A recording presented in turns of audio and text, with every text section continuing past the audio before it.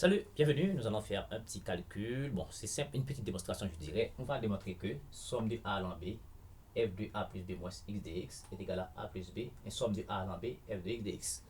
Donc, c'est simple à ce qu'il paraît. Maintenant, vous allez voir comment on va faire. Maintenant, remarquez que toute cette quantité-là, vous voyez, tout ceci est x. Eh bien, ça veut dire, le problème se trouve avec cette expression. Eh bien, on est habitué avec la méthode d'intégration. On va faire, je dirais, une méthode de changement de variable. D'accord. C'est simple. Donc, on n'aura pas à faire d'intégration partie ici parce qu'on a une seule fonction ici.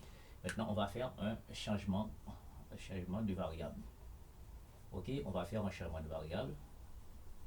Tout simplement, on va poser ici.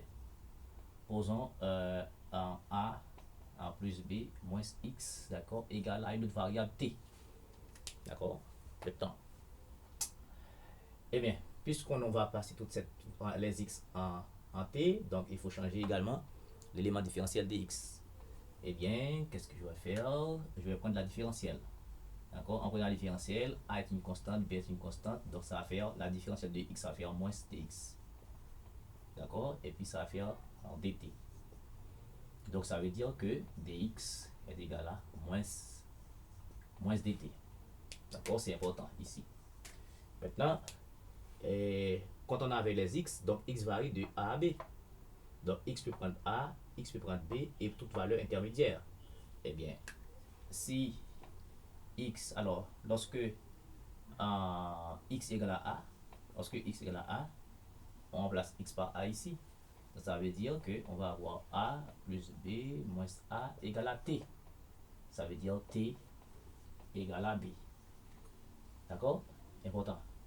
Si x égale à B, ici, lorsque x prend B, ça veut dire qu'on va remplacer x par B, ça va faire A plus B moins B égale à T. Ça veut dire T va être égal à B moins B, ça fait 0, B égale à A. Mais on va revenir ici. D'accord.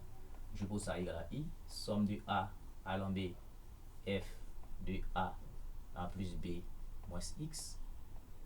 Et dx va être maintenant somme A. D'accord. Donc si c'était les X.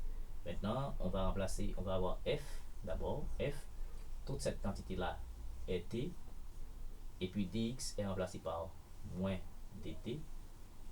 Et puis maintenant, lorsque x prend la valeur de a, lorsque x prend la valeur de a, t prend la valeur de b. Lorsque x prend la valeur de b, t est remplacé par a. Maintenant, f de t, f de x c'est pareil. D'accord. Voilà, ici il n'y a pas de difficulté là.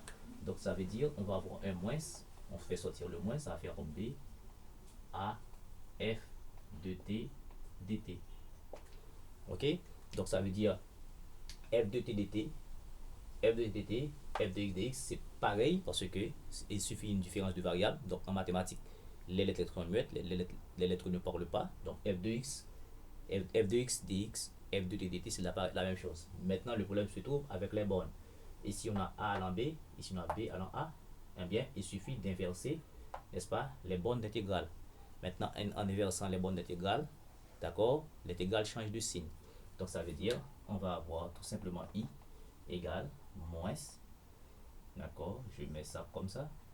En inversant les bornes d'intégrale, je vais avoir moins a allant b.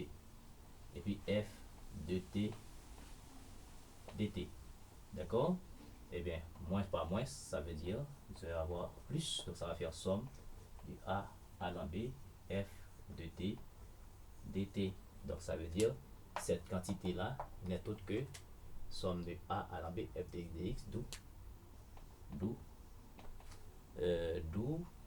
ok, somme du a allant b, f du a plus b moins x dx est égal exactement à somme de a allant b, f dx dx. D'accord. Donc c'était justement ça que je voulais vous montrer. Donc ça c'est encore une application de la méthode de changement et de variable. D'accord. Et merci si cela vous a aidé. Vous êtes nouveau sur la chaîne, ne tardez pas à donner un like, à vous abonner si vous êtes nouveau et partager. Et puis invitez d'autres amis maintenant à venir grossir le rang autour de cette chaîne de mathématiques et de physique. Merci d'avoir été là-bas. OK?